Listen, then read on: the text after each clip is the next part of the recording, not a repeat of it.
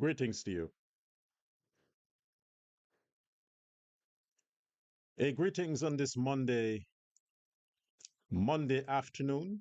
It is what's the date? The 30th. It is the 30th day of the month of June in the year 2025. And I'm honored to be here with you, knowing that all of you are there. You are tuned in, and wherever in the world, whichever part of the world you're from, I want to welcome you to today's broadcast. I do have a lot on my plate today. Today, I want to extensively deal with the uncle of the now leader of the Win Party, Azruddin Mohammed. I also want to revisit the issue of the Adriana Young. I will touch on the recent kidnapping case in Guyana, amongst other issues that I want to deal with on the live today. So tell a friend, call a neighbor, tell somebody to whom you are aware wants another side to what is trending. Invite them to tune into the Dr. Love Persaud show. Invite them. Tell them that this man holds no bar. This man is a respecter of no one. This man is fearless and speaks fact to position. So let them understand. They can come here, and as long as I am aware of what is trending in Guyana, I will voice my views because my interest has been, and will always be the peace and security, the harmony, the progress for all Guyanese citizens. That's my objective. That's all I am concerned about. I'm not here particularly to promote a specific politician, but if a politician seems to be getting more positive ratings on my platform, it is because it's personal. It's not just politics. But I'm here to promote the needs of the Guyanese people and what works, in my view, and what can make a difference, in my view. So before we go further, we have to play the promo. And when I come back from this promo, I will acknowledge the faithful few.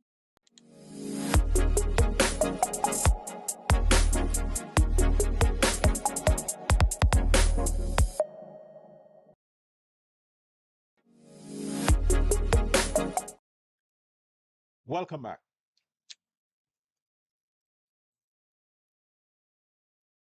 I am Dr. Love Persaud, Uncensored, here with you on this live on YouTube. In case a lot of you might forget, conveniently forget, I must remind you, I did say in the past that July, just around the first week in July, the 8th to be exact, I am starting a new year. Now, this is the first time in my personal history I have reached out to my platform to make this announcement. First time.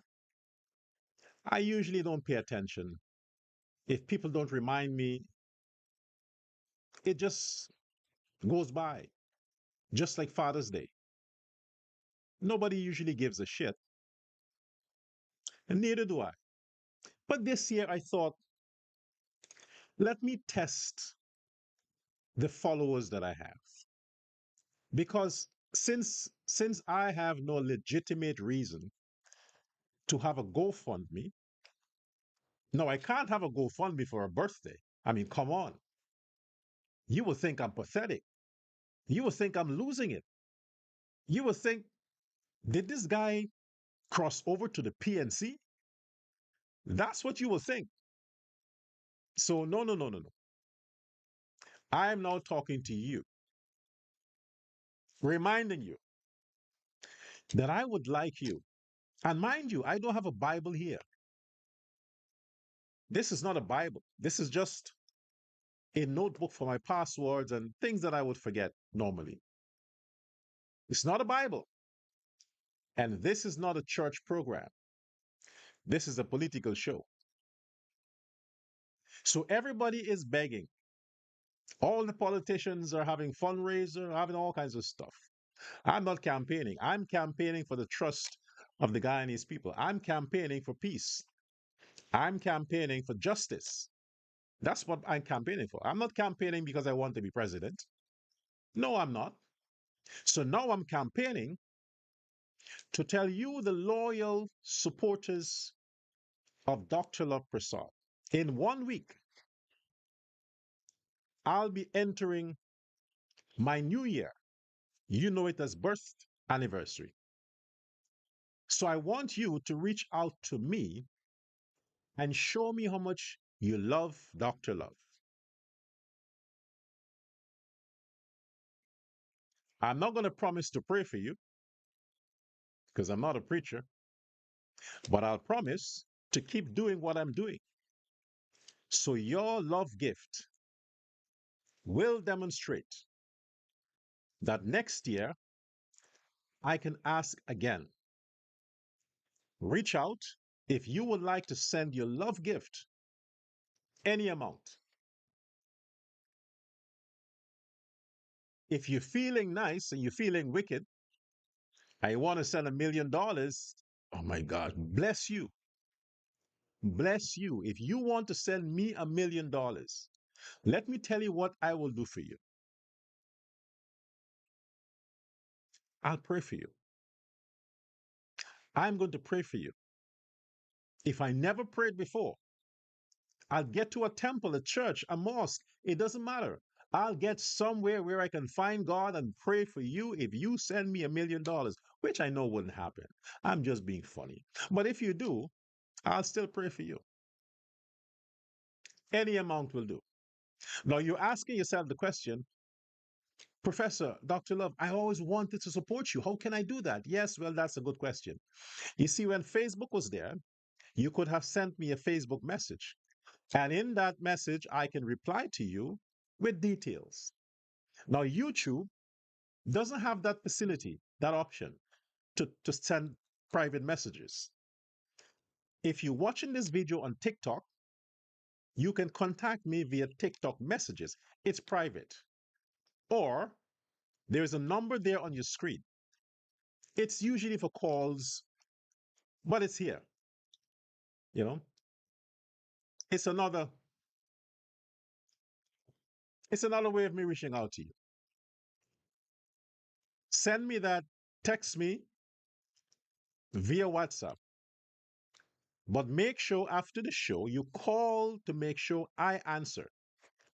They have a lot of scammers, a lot of scammers. And I've seen some fake profiles with my name. It's not me. So call that number there via WhatsApp, just WhatsApp. It cannot be called any other way. Call via WhatsApp, not right now. If you want to call right now, you call about the show, not about what I'm talking about. After the show, you can text, call, then I will give you the other number. If you would like to reach out and bless Dr. Love Persaud for his birthday. The first time, first time.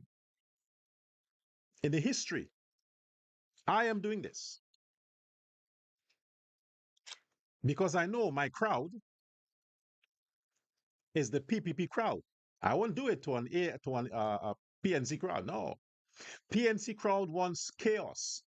If you can't push chaos, if you can't push racism, if you can't push division and lies and propaganda, PNC crowd wants nothing to do with you. You can beg until your eyes run out of tears. They don't give a shit. As long as you seem to be a PPP, you can have a party and they would send the thugs to disrupt your party. That's how much they hate the PPP people, PNC people. All right, so let's go now to the nice people.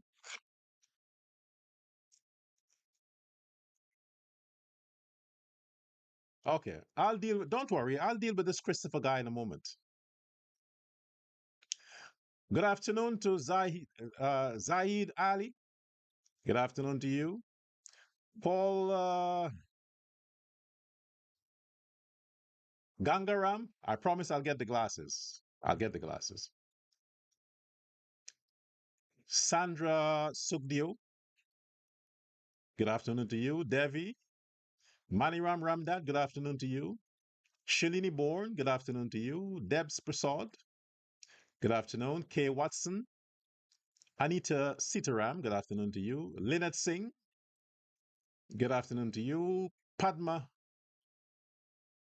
Ramlagan. Good afternoon to you. Bibi Samad. Good afternoon to you. Rashid, was that SOP? Was SOP? Radhika Farsi, Farsa, Farsay. How do you pronounce that? Tara Badulal, Sabrina Love. Good afternoon to you. Patricia Alfonso, Mike Carpen, Davy, Redmond Lara, Ingrid C. Prasad, Ali, Sunita Muhammad, Lynette Singh, Shelly Mangru,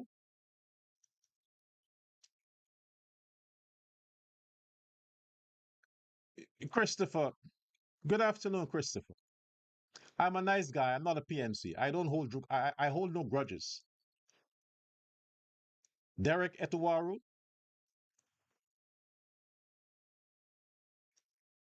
looks like you're getting a what? Christopher, if I sell this blazer, if I sell this blazer, I can sponsor a complete makeover for you with the money just for this. You see, you guys are so accustomed to the African Chinese stuff that you don't know quality when you see it. This is Trumpian. Trumpian. Michael Kors. You idiot. Yeah. I waste all this time talking to this joker. Look at what he's calling me. Flatfoot hustler, con man. Stop begging. Am I begging? Why did you talk to Rickford Burke? Smelly Smell, Melissa Atwell. Why did you talk to those PNC pundit who begs 24/7? Bench Cup, all these people. Why don't you talk to them? The fact that I'm giving you, Christopher, the opportunity to bless me is good for you. By blessing me, you'll get a change in personality. Maybe you will cross the floor. Maybe you will start following the PPP because you realize that your bad attitude doesn't suit this time. Your generation is from the 60s. That's enough. I'm dealing with you, Christopher. That's enough. That's enough. You see, I don't want to block you because I like you. I like you. Maybe watching my show for a period of time, you might decide that being a straight man is what's good. Maybe you'll get a woman eventually. This husband thing ain't working out for you because you seem like a nice guy. You need a woman at your side, a female. Divorce the man and get a woman. Anyway, Oh boy. Yes, today I want to talk about some important issues on the live today. So it seemed like the audio is good because nobody's complaining. Thank you. If the audio is good and you're getting me clear, thank me. But thank you if that's the case. Some updates on Facebook. As a lot of you may realize that yesterday, Facebook freed my account and apologized and sent me an email and saying the reason why they kept blocking my account. They gave me step and step and step and step as to what happened, why they did what, the dates, the time, a whole email. I was satisfied. So there is, I thought, okay, Facebook wouldn't do it again. Just about today, they blocked me again. I'm like, what the fuck? You just apologize. I did nothing. I didn't go on a live on Facebook and you blocked me again. Now, here is why. This is the interesting part I want to share with you. In the messages, Facebook told me, they said they have what you call an automotive system. You know, like when you have a telephone and you forget your password and you enter the password more than 3 times, the phone automatically locked down because the phone thinks that it was stolen and this is not the real owner. This is why they give you with emails, they give you authentication, two-way authentication. They give you all these options to know that it's you. Now, Facebook don't have that. So what they explained to me that in my last life, they had a crowd of reports that was reported on my profile. A crowd, meaning a lot of people. So when you pass, if let us say 100 persons report your profile, 100, the computer assesses that and act instantly that, hey, this is an emergency. This is a threat. This is a bug. This is something bad. So the automotive system at Facebook shut my account down because of how many people reported it. That instant, I was shocked. I'm like, what? So many people at one time. So it happened during the live. Then they say they have problems with the bots or the automotive system because I'm not the only person that cover political issue that suffer this way. As long as people in their numbers report your profile, they're not dealing with humans. The bots, the robots, or the computers regard that as a threat. So they activate the system that says, put this account on hold for further investigation. So every time they do that, it takes over a week. Then a human person has to go now and look through what the complaints are. And they have said there is no credible complaints. They said it is fake, it is false report, false report. But they can't do anything about it. They have to write new codes, they have to change the software. So as long as people are reporting my account in their numbers, the computers will act. Therefore, I will face this kind of a suspension. And a week after, then they would send an email and say, well, there is no issues with your account, but we had to. Now, it is exhausting, exhausting. But I was comforted that PNC people, black people, actually took the time to watch my live, scroll my page. They have an office set up just to deal with me. So whenever I post a video or I come on live, They send this correspondent to their WhatsApp group or whatever group they have and say he's on. Send the reports. So like 100 people or 200 people go to my profile and they all click report this profile, report this profile. That's all. Varying reasons. So they confuse the system. They confuse the system. That is what resulted in me having to be constantly shut down again today. And I just shared a few stuff. I did nothing. I wasn't live. So from that, feel great. I couldn't believe that I'm a threat to Aubrey Norton. I'm a threat to the PNC. Me, Dr. Love, the sexologist, the lovologist, the man who deals with. Why would they be afraid of me? I want to silence my voice. I'm proud of myself that Aubrey Norton and the PNC fears my voice on social media. Look at the followers I have on YouTube. They're not much. I'm now building this channel. This channel now is being built for the past 2 months. I'm focusing on this channel because of Facebook. But still, they're afraid of me. So that's the thing. What you can do is you can share this live on your Facebook, in the groups on Facebook, until this Facebook thing and I sort out. And maybe they have to put some system in place or they have to update whatever. I don't know. But it seems like I'm going to suffer that for the unforeseeable future when it comes to Facebook. But follow me on TikTok and here on YouTube.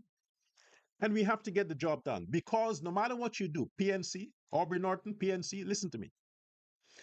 No matter how much you try to persecute me on social media, no matter how you try,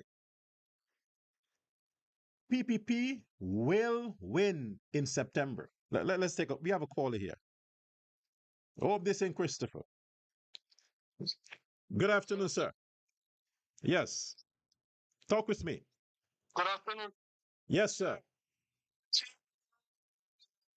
PNC them must have because you're a person of just you're a loving person and you speak the truth. Always you speak the truth. That's why they are afraid of you.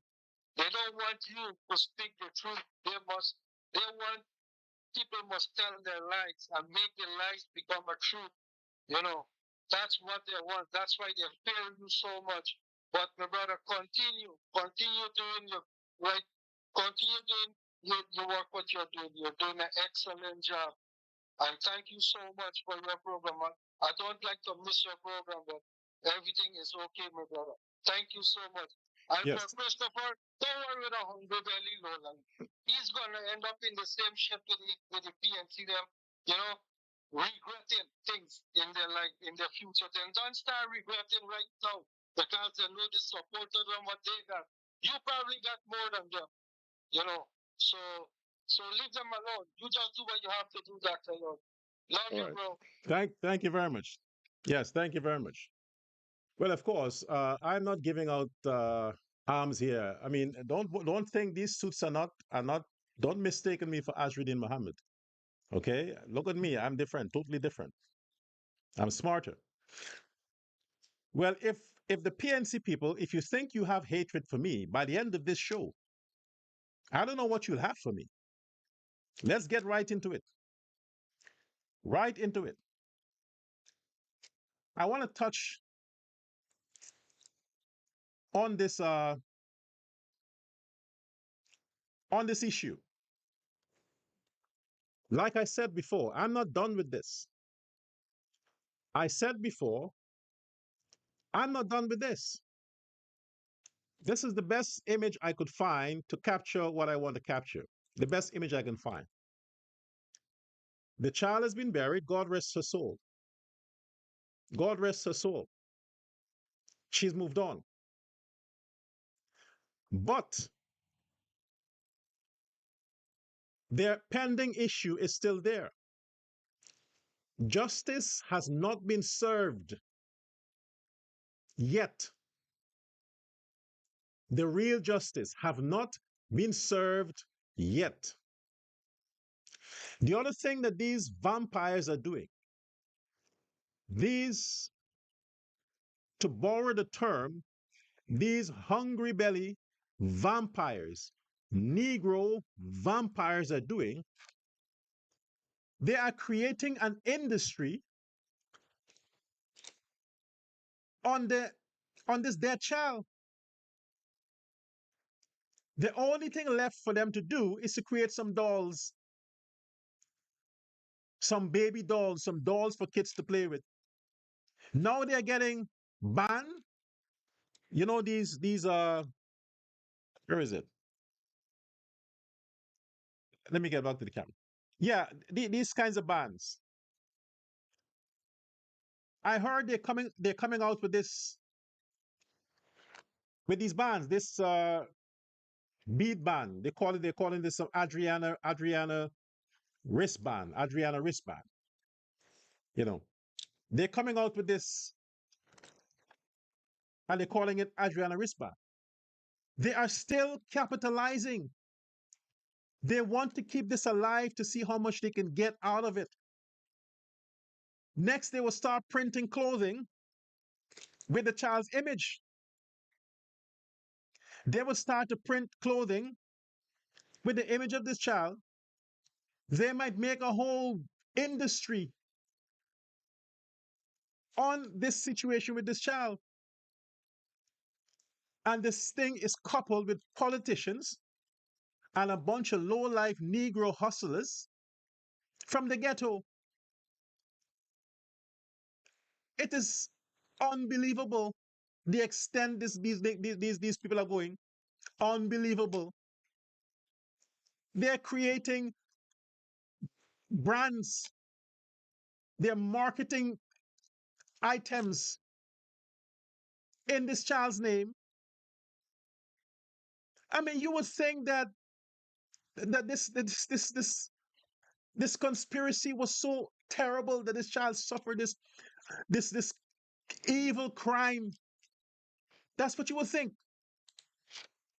The way these Negroes are pushing and promoting this, I said this child has suffered an unbelievable end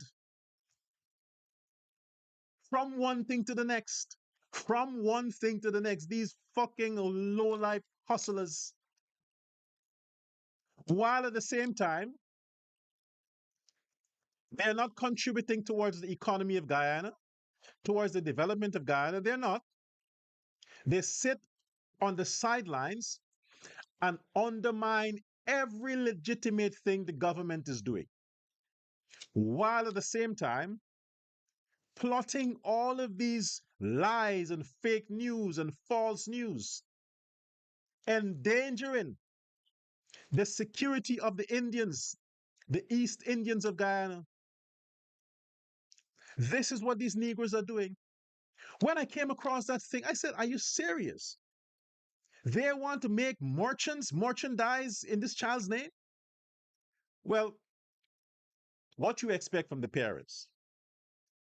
They're ghetto, they're undereducated, they're street hustlers. What do you expect from them?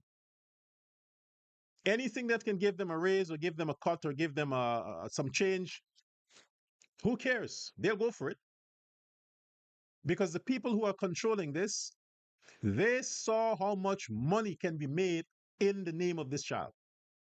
They saw how much money they earned from the GoFundMe. They saw that. They want to continue to use this.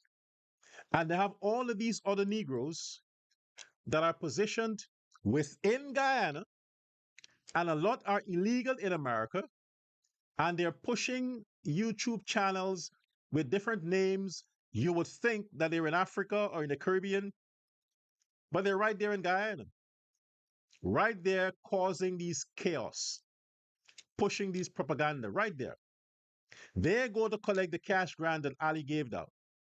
All the incentive the government has been given, they're collecting it.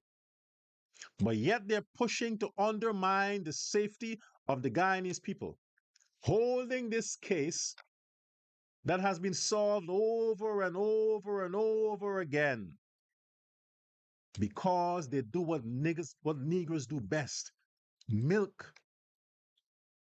Milk is like what men say about black women. Everything is fucking money. Everything is money. They have some issue. Mother sick, granddaughter sick, grandfather sick. Or everything is about money. They make all these stories up. That's what men say about black women. Now, who are the ones that are continuing this lie about Adriana Young? Who are? Black women. You see why the world has a social fucking distaste for niggas? You see why? It's all about propaganda, fake news, social disorder, social unrest, political destabilization. That's what they love to do. They love to do that shit. Negroes. But my point, and I would emphasize that point, okay? That picture you're seeing there, that picture was before the slaves visited. If the owner of Doubleday Hotel had a policy to keep the price so high that them low-life Negroes would not be able to afford it, he wouldn't have the problem he's having today. That's what they should have done. Do like what the white people do. Do like what certain countries do. Keep the prices high so you can filter your clientele. You know the kind of clients that will come to your place. Decent, respectable, law-abiding, elite, professional people who understand how to conduct themselves. Keep it high. If the Negroes want to have a place to socialize, let them go to Splash Mins. Let them go to Splash Mins. That place is for those kinds of people. But when you have such an investment that you invest millions, hundreds of millions of dollars to create such a beautiful world-class investment, you don't want any and everybody at your place. You have to filter out the bad eggs. Don't be sympathetic to poverty. Don't be sympathetic to low lives. Don't be sympathetic to the ghetto. When you are sympathetic to the ghetto, this is what you get. When you are sympathetic to the ghetto, to low lives, to scraps or scrapes or whatever name you can call them, when you stoop and you compromise the standards of your business, your investment to accommodate the ghetto, this is what they leave with. This is how they leave you. This is how they leave you. You ask a lot of men, they will tell you, if you want to go broke, if you want to be poor, if you want to be homeless, you want to be broke, you want to be poor, you want to be homeless, date black women from the ghetto. Date black women from the ghetto, and you will guarantee poverty. You can't escape it. They will run you dry. They will eat your clothes off your body. They will fuck every guy in your camp. And when they're done, they leave you. You have nothing left. Now, this is synonymous with how they treat people. Look at that man's place. Take a look. Take a look at the before and after. This is before the slaves visited. Before those low-life slaves visited, this is how the heaven was. This is the beauty of the heaven of the Doubleday Hotel. This is how it was. Before them Negroes visited. This is after they left.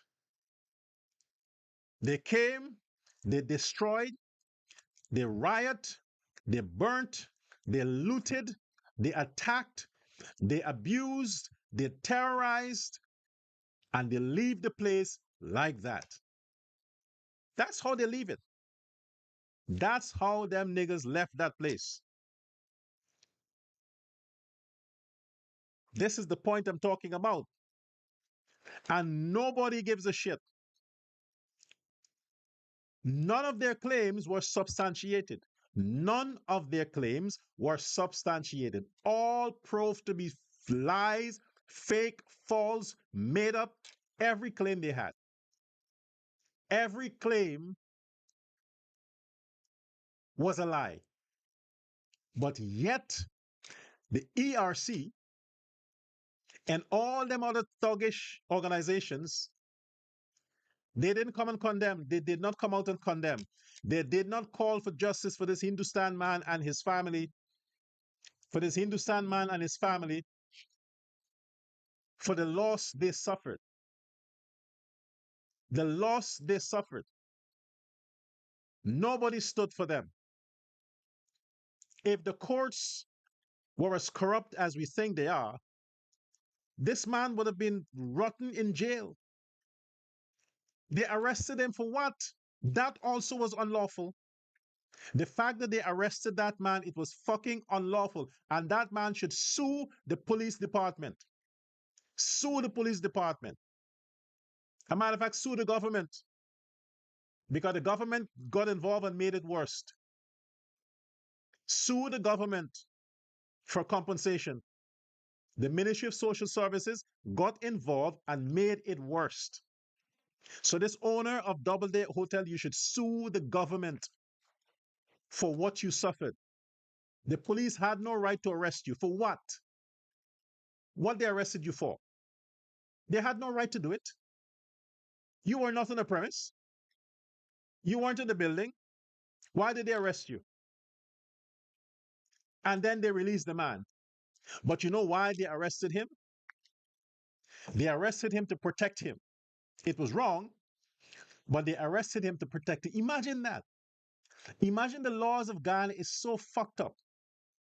It's so weak that they, after they burn this man's place, destroy this man's investment and his livelihood. I mean, we have no idea how much this man would have borrowed from the bank, to build his place. We have no idea what he would have borrowed. I see somebody said something in there. I want to address this right away.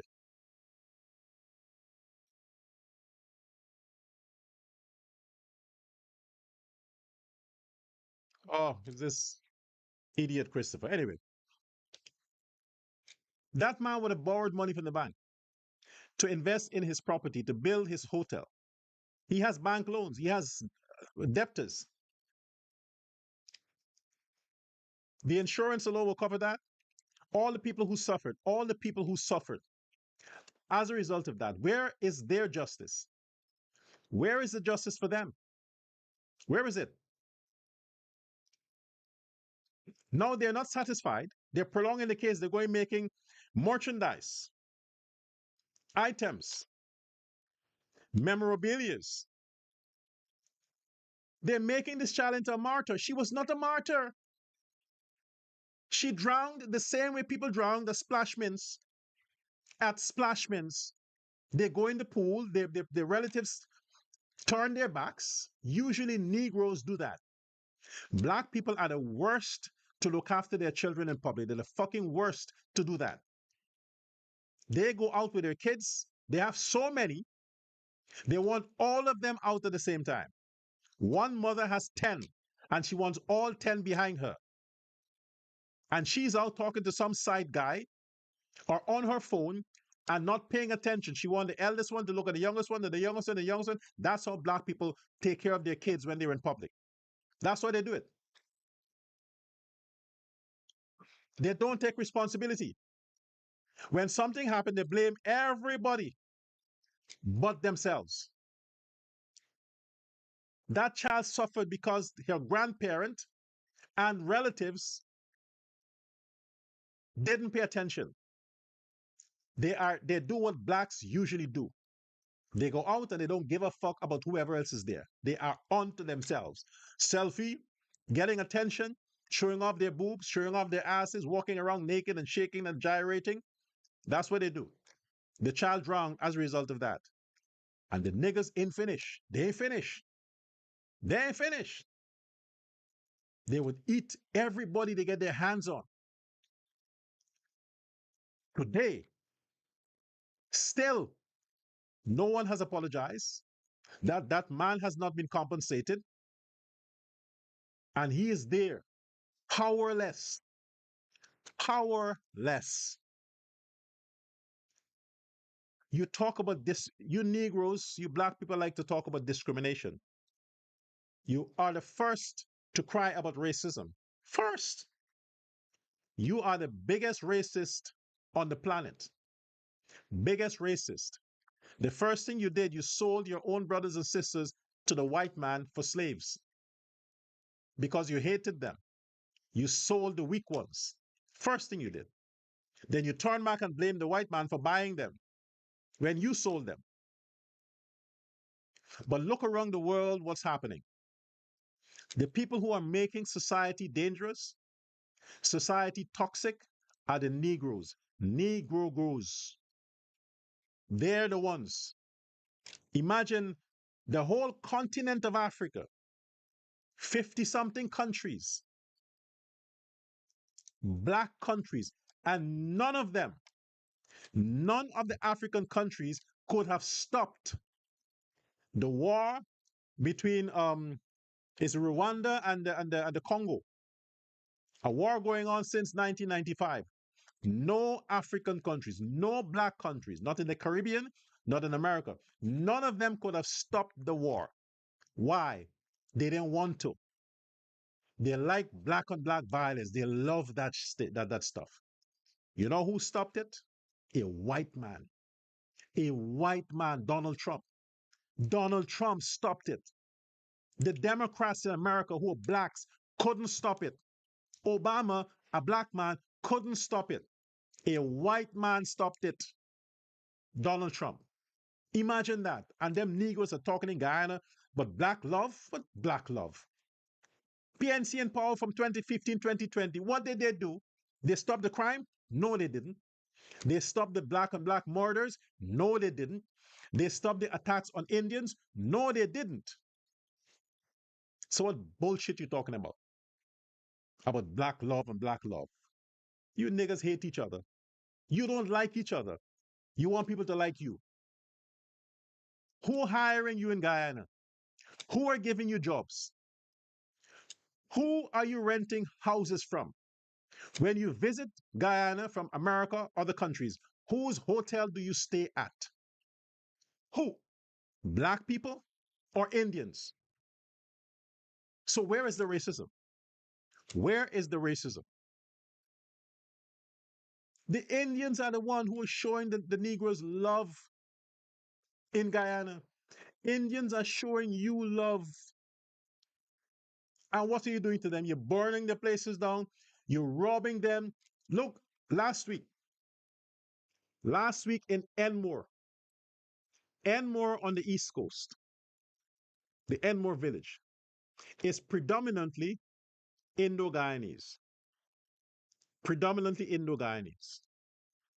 Yet, when you look at the security camera, the footage, they had a robbery. According to the victim, it's a regular thing.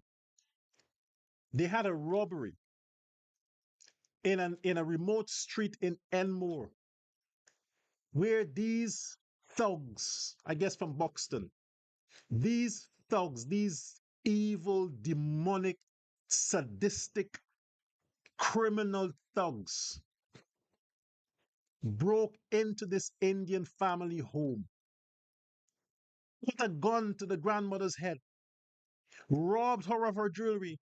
She was collecting money for PPP campaign, collecting money for the PPP campaign. They robbed her. They robbed her of that. Robbed the relatives of their phones. How the hell can you steal phones? You got to be a real low life. to steal phones. Seriously? You have to be the lowest of the low to steal cell phones. And when they're finished, they just walk off as if nothing happened. Just rob Indians on the arms, took their stuff and just walked away. You know, I looked at that and I'm like, fuck Ben, man. Ben Robinson, Ben. I looked at that and the anger I felt inside. This is 2025 in an Indian village, an East Indian village, Enmore on the East Coast. You know, you saw it in the news. Google it, you'll see the news there. From the footage, you can tell are Negroes. Their whole everything about them robbed this Indian family. Happily, nobody was injured, but their brokenheartedness, their economics was injured, their money was injured, their safety was injured. All of that was injured, and they just walk off. According to what the reports are, it's not the first time these thugs go into the Indian villages and do these things. Why are you allowing this? Why are you allowing this? Fuck the PNC, man. Come out in your numbers. Use what you have. Use whatever you have to defend yourself. And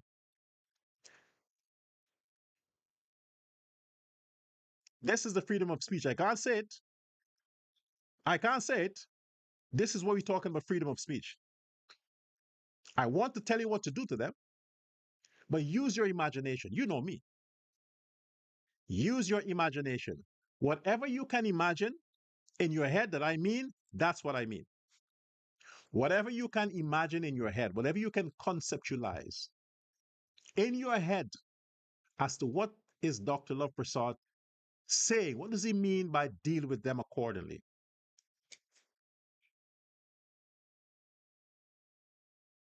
That's what I mean. I would love to say it descriptively, but I can't. But you understand. That is what I mean. This has to end. They are so brazen. They are so brazen. A pro Indian village, these niggas go to steal. Pro Indian village. How is that even possible? Because they think they have the PNC who's going to take lawyers to defend them. They have Nigel Hughes and all these PNC lawyers to get them out on bail. And the PNC judges will grant them bail of 50,000, 100,000 Guyana dollars, and they're back on the street to do it again. And the ERC is waiting for people like me to say something that is perceived as anti-black to ask me to, can we have a conversation? But when the Indians continue to be attacked and attacked and attacked, where where is the justice for them? I still want justice for the Doubleday Hotel owner. I want justice for him. I want all the people who were responsible for burning that place down to be put in jail. I want that. Every one of them must be put in jail. Every one of them. That's what I want. That's my that's my um position of justice. I need to see that happening. Get it done.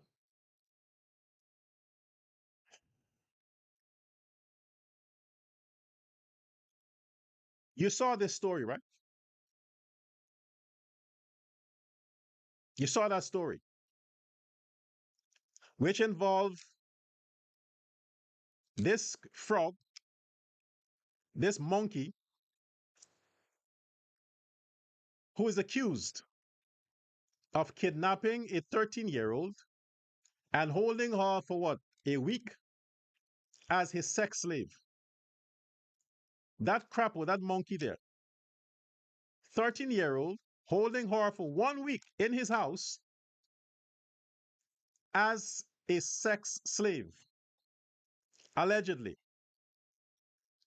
She was missing for a while. They conduct whatever searches they had to conduct. And after a week, they decide to give him up when he had his fill. That man is supposed to be 53. You would think he's like 80 years old. You would think he's 80 plus 80. You wouldn't think he's 53. Look at that. Look at that image. That's 53. You would think he's 80 years old. And these are the people who like to cuss other people. Now, here was my problem with this. Here, what is my problem with this? Okay? This is my problem with that. That child was missing for a while. I don't know if they had any search. I saw nothing on social media other than she's missing. No selfie, filming, no, nothing, none of that. It happened that they found her in the culprit's home. What other evidence you need to burn some shit down? What other evidence? The police handle him as if he's an egg, as if he's 99 years old and white. No, white men don't get that treatment. Not for that crime. Look at how the black police dealt with that man. Look at that. My question is, he kidnapped that teenager, took her to his house. Nobody saw. Nobody saw. Had her there for a week. We don't know if she was tied, if she was in chain. We don't know. But when you look at the house, how could you conceal somebody in that piece of shit? Really? The idea that she willingly went. She probably willingly went. Maybe she's unhappy at home. Maybe he used his pension money if he's no, he's not getting pension, but he's a laborer somewhere. Lure her. Maybe she's young and horny. And maybe he just was doing stuff to her that the little boys can't do. And she liked it. She didn't want to go back home. How many missing teenagers aren't we aware of that were not actually kidnapped? They just ran away from their toxic home. Maybe that's what she did, but maybe. My point is, where are the protesters? Where are the looters? Where are the burnings of the tires? How come they didn't blame the government for this? How come this is not a sacrifice? Now, that lowlife, that monkey, I gotta put this when I gotta put him up. Yeah, that monkey, if you accuse him of wanting to kidnap that child for a sacrifice, you can understand because he's ugly, he's a monkey, and he's broke. So maybe some obia tell him that, hey, then you can believe something like that. You can believe something like that. But he just saw an opportunity. Maybe he knew the child. Maybe they fuck around before. And she wanted to they want to go back home. And he thought, well, you can keep her there without nobody finding out. But she had to come out for something. She had to peep out for something. And somebody saw and said, hey, isn't that girl there at that house that was missing? Yeah. That's how come they found him. 1 week, 1 week. And nobody knew. She had to come out for something. She had to think the coast is clear. Where are the um, conspiracy theorists? Where is the PNC? Where is the cries for justice? Why isn't the man circulating on social media? Why not? What, because the child is still alive? That's it? Or, or that monkey is a nigger, is a Negro. That monkey is a black man. Is that the reason why? If he was an Indian, oh my gosh, you have no idea. Oh my gosh, just imagine if that loser was an Indian man who kidnapped a 13-year-old black girl. Oh my gosh, you have no idea what the Indian people would have to go through again if he was Indian. But that monkey is a black man, a black loser, a lowlife, ghetto. Nobody gives a shit. PNC talking point, nobody gives a shit. They want some attention from it, they mention it, they yap, yap, yap, and they're gone. Move on. Oh, he's a black man, he's a black child, she's horny, she wanted sex, she go with a man, she get caught. He paid the price. But from what I heard, it's not his first run-in with the law regarding these girls. Not the first time. Not the first time. But yet he's not on a registry as a sex offender. He's not. He's roaming around free to go wherever he wants. And he did it again. This time he got caught. So I don't think there is any bail or any case dismissed. But my thing is, his house is still intact. The house he kept the child in for 1 week is still intact. Nothing is touched. And it's wood. You get it? And these are the Negroes who talk about racism. A black man did it to a black child, and the black people didn't come out and protest and got him nothing.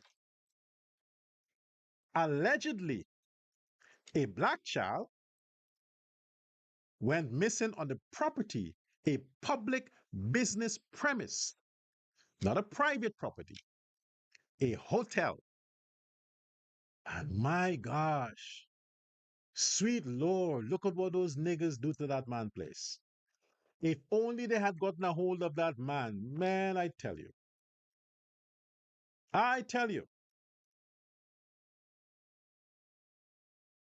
just recently, a black man kidnapped a black child, took her into his home, and had his feed for a week. She enjoyed and he enjoyed. They caught him,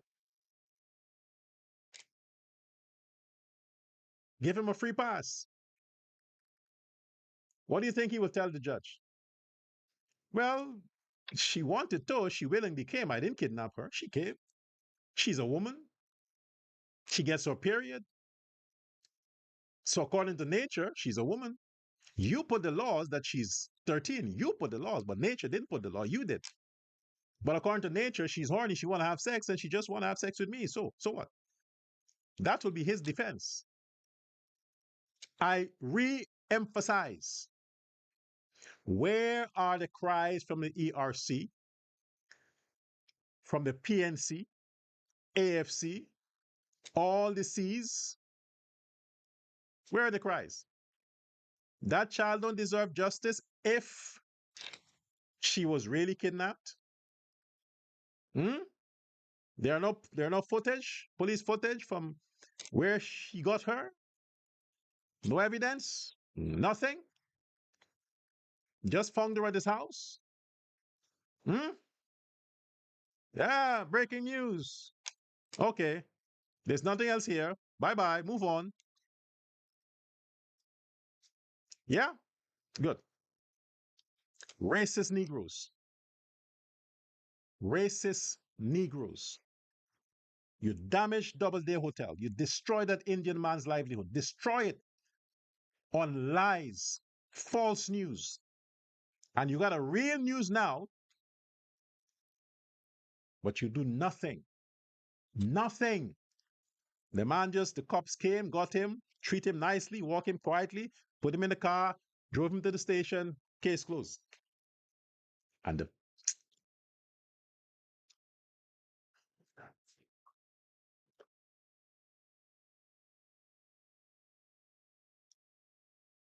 I can't try to understand why black people do what they do. Only God can tell me why they do what they do. I have an idea. And don't tell me, I can't understand what Dr. Persaud or Dr. Love is saying. He's black. I've said this like 100 times. 100 times. I'm a Negro because I'm not responsible for how I was born. I was born Negroid. Okay? I'm not responsible for that. If I knew somehow that this is the whole Negro race, and I had a choice, I'd say, hey, send me as a Chinese, an Indian, or a Caucasian, not a Negro. I would have done it. But unconsciously, I don't know. I came. Thanks to my mother and father, they gave birth to me. But I was raised with a different consciousness. Different consciousness. So at this level of my consciousness, I'm saying I identify as Indian, not Negro. And I'm not an African. I wasn't born on the continent of Africa. And I'm not Afro. Look at my head. Do you see an Afro here? I'm not Afro. I'm not Afro nothing. I am Indian by consciousness. Here. Indian. Fuck it. Now you know.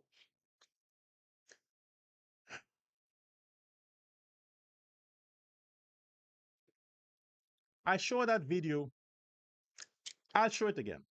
Watch it. You saw it, right? But I need to give my commentary on that. So watch it again. Hi, my name is Mohammed Yusuf. I proudly endorse President Irfan Ali for re-election for the September 4th general and regional election. My fellow Ghanese brothers and sisters, do not gamble with your future and the future of your children and your country. Vote proudly for President Irfan Ali and the PPPC on the 4th of September 2025. I endorse President Irfan Ali because he is capable. He is a brilliant leader. He has a lot of vision for the country. And for the past 5 years, he did great. So that is why, I am sticking with Dr. Irfan Ali for this next 5 years to complete his vision. Well, my nephew, Azrin Mohammed, does not understand politics. He don't understand geopolitics. He is a political novice. So for that reason, I don't think he have the ability, and he is not that educated. So that is my main reason. If he had those qualities, I would have been the first to endorse him. But he don't have leadership quality. So that is why I just dismiss him. Well, you see, my brother Muhammad, he used to do a lot of charitable work. Up to now, we keep on doing his charitable work, but he never make it public. For the past 30 years, he did this. He helped a lot of people. He helped a lot of the family members. We are thankful. We are grateful for his assistance. Alhamdulillah. He's a very good person. He's very kind-hearted. But his son, Azri Muhammad, comes along and he hijacks his father's charity. And he's going about now. And he turned it into a political circus. He's just going about there now and using now for political reward. So he's going there now to get the people, to show them that he is such a charitable man, that he deserves, to lead them. But this guy is not fit, and he is not. He's just he and his sister Hannah Muhammad that just wake up one morning, you know, and decide to form a political party because Azri Muhammad, he have some social media standings, he have a lot of followers, and his sister, these two people are social media freaks. So they decide that they fantasize that they said that they're from the elite class and they are capable of running this country. And I totally disagree with this because it does not have the ability, and the people at heart in general. It's about them and their ego. So that is why I just dismiss them because they are not capable to lead this country to prosperity. There's about themselves. They are very, I would say that they are too narcissists. They just think about themselves all the time and they don't care much about the people. They're just going about there and pretending that they, have this quality and they, deserve to be leaders for this country. So I totally disagree with this. I am not in agreement with this. Hazrat Muhammad is not fit and proper, as Mr. Green just said. He is not fit and proper to lead this country, and for that reason, I am ordering the people not to pay him much mind. Hmm.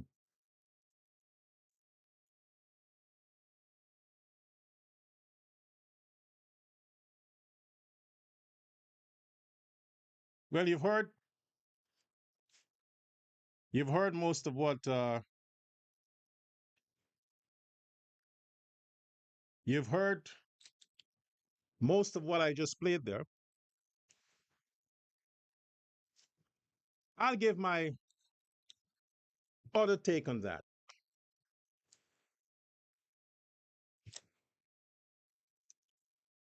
Mr. Muhammad's Mr. Muhammad, this man who just came on the screen there.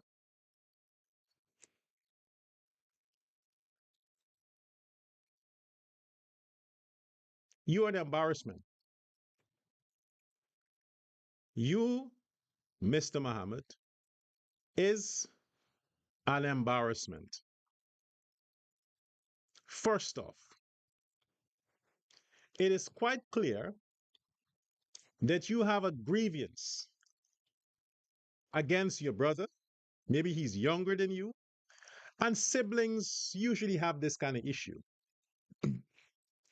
If one achieves a certain status in life and left the others, especially if it's the young one, the older ones are always jealousing, undermining, backbiting. It happens with relatives. I like to use my situation. You see, my mother is the youngest of the sisters, the smartest, the most successful, and the others always, always have an hatred, a silent hatred for my mother. My mother didn't tell me this. I saw it. I observed it. They always have nothing good to say about my mother, but yet my mother is the savior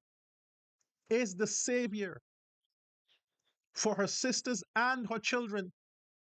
I mean, her nieces and nephews. But yet they hold a evil grudge and jealousy for my mother and my mother's children, which is myself and my other siblings. So I understand this. I know how relatives can hate you, especially if you are more successful than they are. They would plan with the devil to take you out and then come and cry at your funeral. Oh my gosh, my cousin. Oh, my nephew. He was such a good person. Why? Why? But they're the ones who pull the trigger. Family? So that uncle of Azrini Muhammad is an asshole. He's a jealous asshole. And if anybody from the PPP paid him, manipulated him,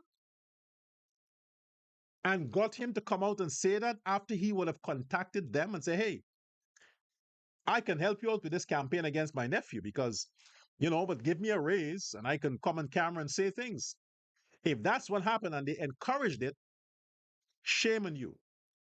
I said before, President Ali don't need that kind of negative publicity, and that's negative publicity. That's negative publicity because the Mohammeds, they all of them were PPP.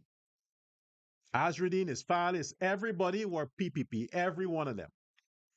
They funded PPP all their lives. Okay? Nothing new.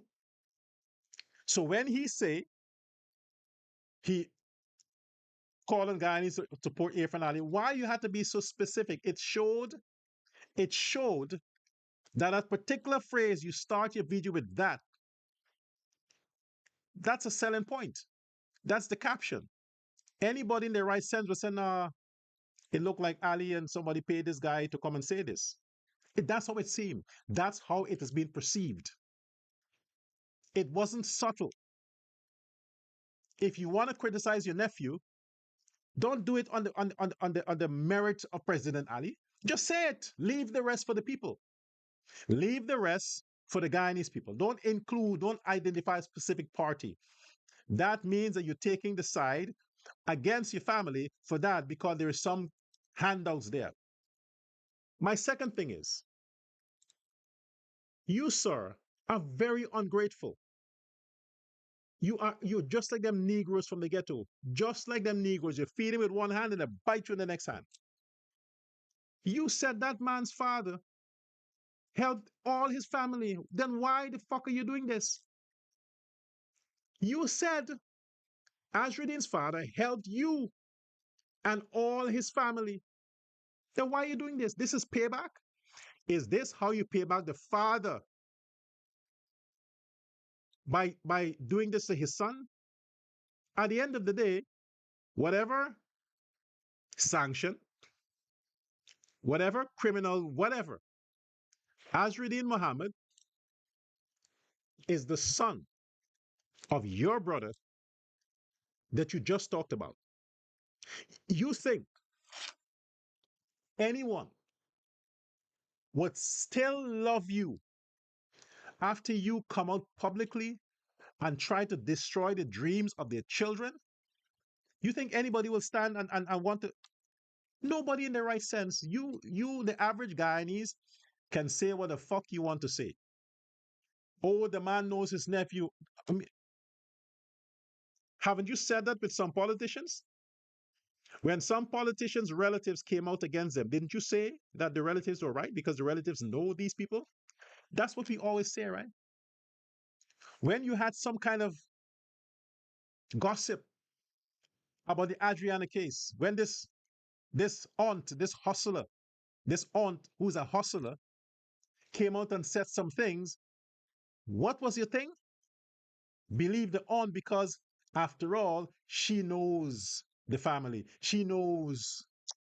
They always say that. Yeah, I believe the guy because he knows until he doesn't know. So, because this man is Azruddin's uncle, he knows the family. He just said the family gave them welfare all their life. And that's how he thanked the father for the help the father has given to them by cussing his son, by plotting against the man's son. You should be shamed. You should be a disgrace as an uncle. You're a disgrace as an uncle. This is your nephew. Whatever the issues are, whatever your personal issues are, your jealousy for the man and his family, maybe your children are losers. Maybe your children didn't make anything of themselves or their lives. So you're jealous of your brother and his son, Ashridin, and his children. You're jealous of them. It's normal. My family, not my family, they're my fucking relatives. My mother's family are jealous of me and my siblings because we seem to be in a better position than they are. Yeah, it's normal. And they did the same thing that he's doing. They came on social media, and some of them are right here watching right now.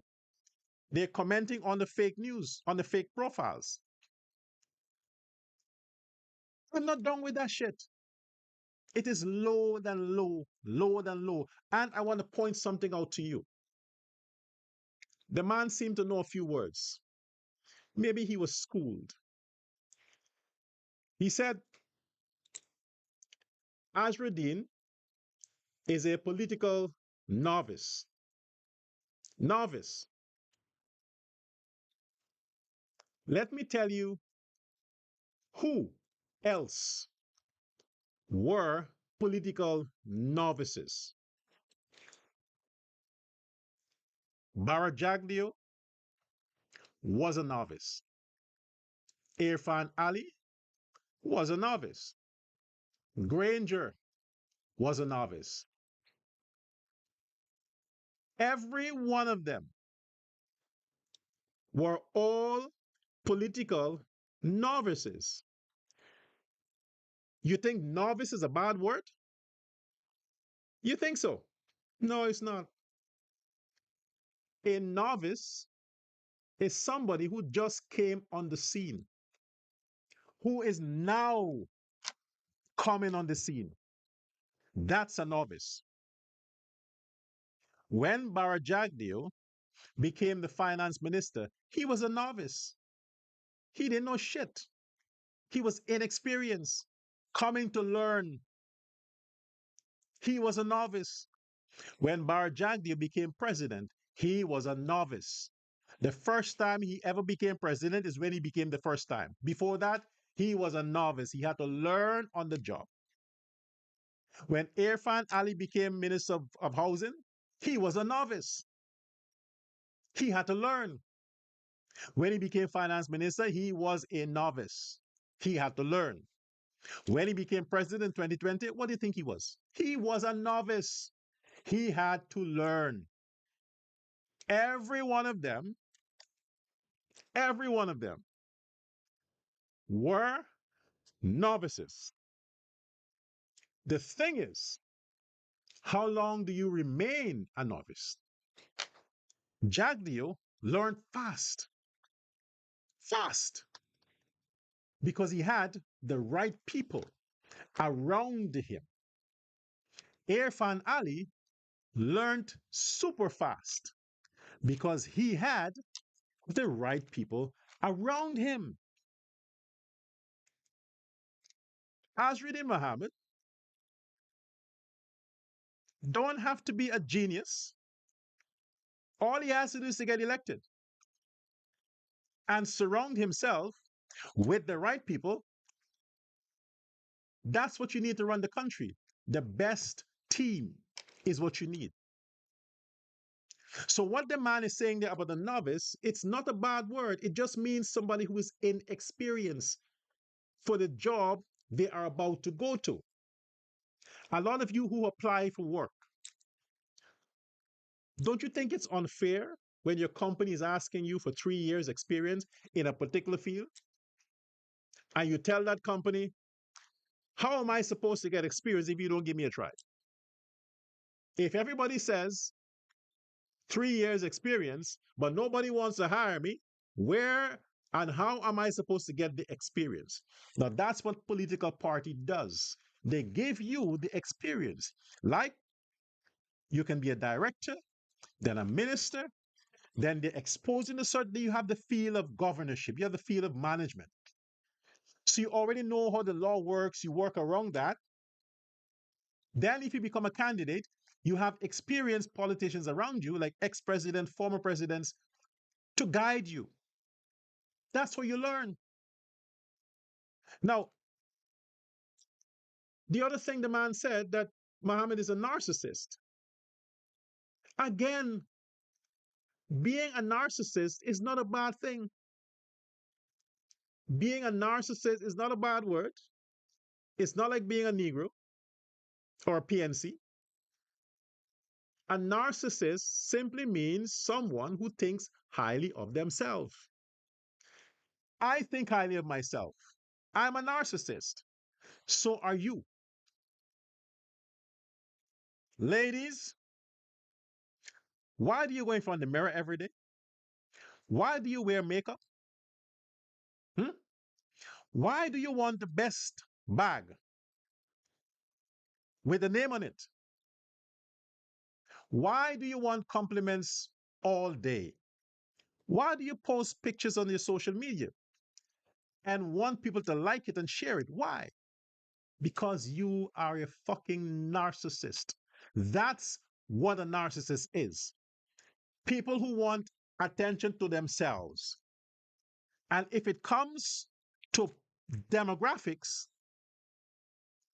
the racial group with the highest narcissistic tendencies are black people everywhere.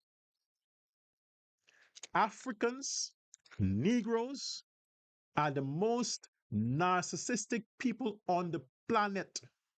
Black people. There is no other race that is so narcissistic like black people. No other race. You get it? That's why they protest. That's why they burn stuff down. That's why they loot and they attack people and they're aggressive because they want attention. That's why they complain all the time because they want attention, attention, attention, because they think that they deserve everything and they are the best. Negro mentality. So all politicians are narcissists. Every politician is a narcissist. Every human being is a narcissist. Don't use words out of context. Novice, narcissist they're not bad words. They're good words. Just use it in its right context. Okay? Now you would think, why does it seem like Dr. Love is defending Muhammad? What in what I just said? Later, watch this video back. In all the things I've just said, where did I explicitly tell you to vote for Azruddin Muhammad? Where? How would you interpret what I said as a defense to Muhammad? Where did I say anything about that? This is how idiotic a lot of you are, how stupid. You can't listen carefully and objectively. It's attached to the emotions. So I am supposed to, because it is perceived that I'm promoting Irfan Ali, even though I said I am promoting the PPP, whoever the candidates are, because the PPP's policy is what's best for Guyana. Irfan happened to be the president and he has done a good job. So by default, yes. That doesn't mean I'll be impartial. I mean, I'll be partial. No, I think it's a stupid video. And I've given my meaning over that. It's a stupid, dumb, shitty video. It's weak, weak. It makes Irfan look desperate. It makes him look like he's afraid of Muhammad, like he's going to pull all the stunts he can find, get all the negative he can find. But nothing in what that man said, nothing in what that man said talks about Muhammad not being qualified for presidency. Nothing. Absolutely nothing. Because he also said if Azruddin had experience, he would have been the first to support his nephew. How is somebody supposed to get experience if they never get the opportunity? You can't judge somebody before they even perform. That's being prejudiced. That is being prejudiced. The person did not perform yet, but you just look at them and tell, nah, you're going to lose the race. Don't let him try. He's going to lose the race. Prejudice. A lot of people said that about Irfan Ali too. Or you're forgetting. You're forgetting. How many didn't say that about Irfan? Oh, he's stupid. He doesn't have a degree. He's this. He's too fat. He's this. How many? He don't have what it takes. Get somebody else. How many didn't say that? Same thing they call him, novice, narcissist, same thing. They tried to lock him up so he couldn't run.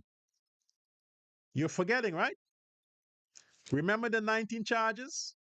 Wasn't that supposed to disqualify him from being the candidate? So he couldn't go on the list? How fast you forget. They said he didn't have what it takes. They said he was nothing. He was not capable. The fact that he was a good minister twice, that was not enough. Still, still, people disqualified him because he was young. Still. So what this man is saying about his nephew is bullshit. People said worst about Irfan. They tried to lock him up so he couldn't run. Look at him today. The man who didn't have experience, the man who couldn't lead a ship, the man who couldn't conduct a minibus. Look at him 5 years in his presidency. The world regard him as a great president. If all the people in Guyana could have seen Irfan 5 years into the future, he probably would have gotten 90% of the votes in 2020. But some people were nervous, they were shaky because of what was coming out of some of the people from the PPP who wanted to undermine Irfan and the whole of the PNC. When you spend time listening to them, you're questioning, should I support Irfan? Maybe they're right. Maybe he's too young. Maybe he has no experience. Maybe this, maybe that. Maybe we should get, yeah, all the maybes. But look at him 5 years into his presidency, unmatched. There has never been any like him. If he didn't get the opportunity in 2020, we would never have known that he would turn out to be such a great president. Never have known. Am I saying that for Azruddin? Hell no. Hell to the no. Why? Because these are the facts. Azruddin Muhammad is an idiot. An idiot is somebody who's stupid. That's an idiot. Stupid. Lack common sense. They have to have people think for them. Irfan Ali is intelligent. Nobody thinks for him. He thinks on his feet. He speaks away from a teleprompter without a script. He is impulsive, spontaneous, and brave. If you can dance as terrible as Irfan Ali and still have the confidence to get up and dance to any music, he deserves to be president. You deserve to be president. If you can dance as terrible as Irfan Ali and still have women looking at you and blushing, you can get my vote.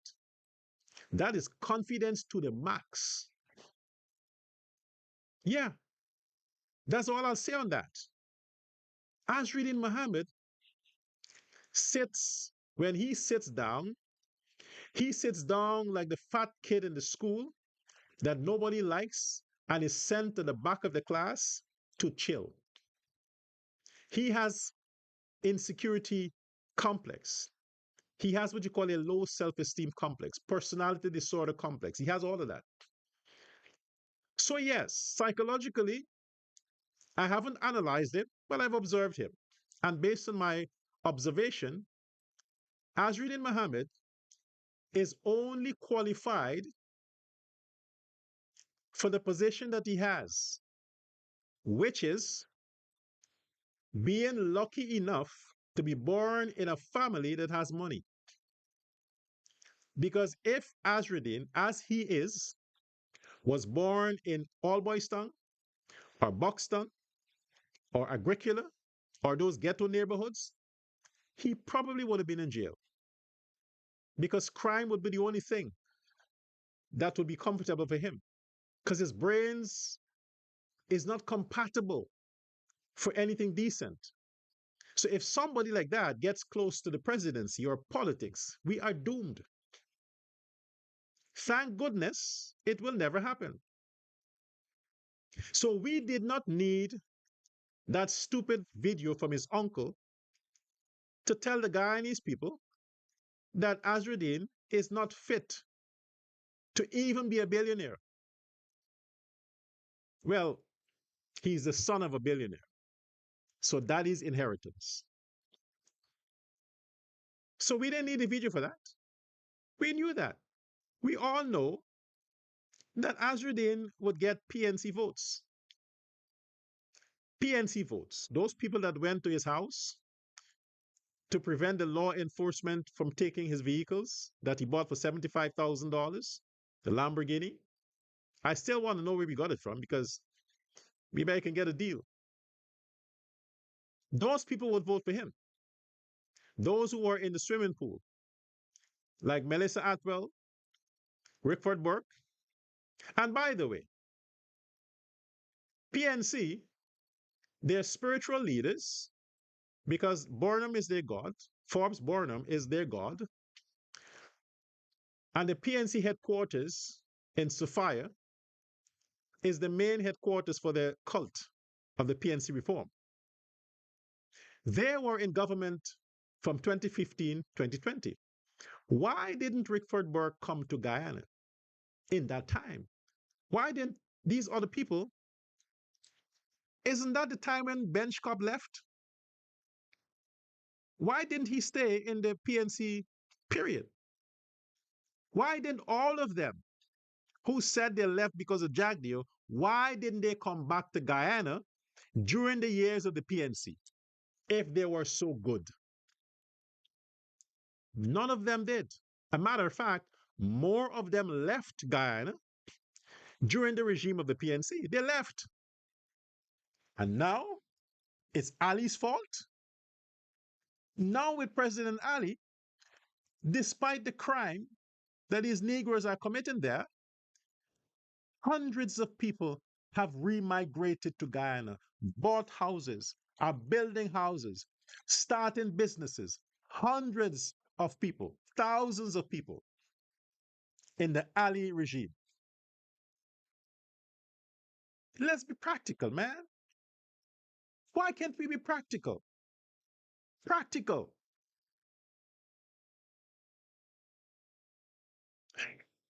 I have to go now. I have to take my leave. My time is up. But remember, think with your head, feel with your heart. Don't think with this, think with this. Don't look through this, look through your eyes. Listen through your ears. Speak your words.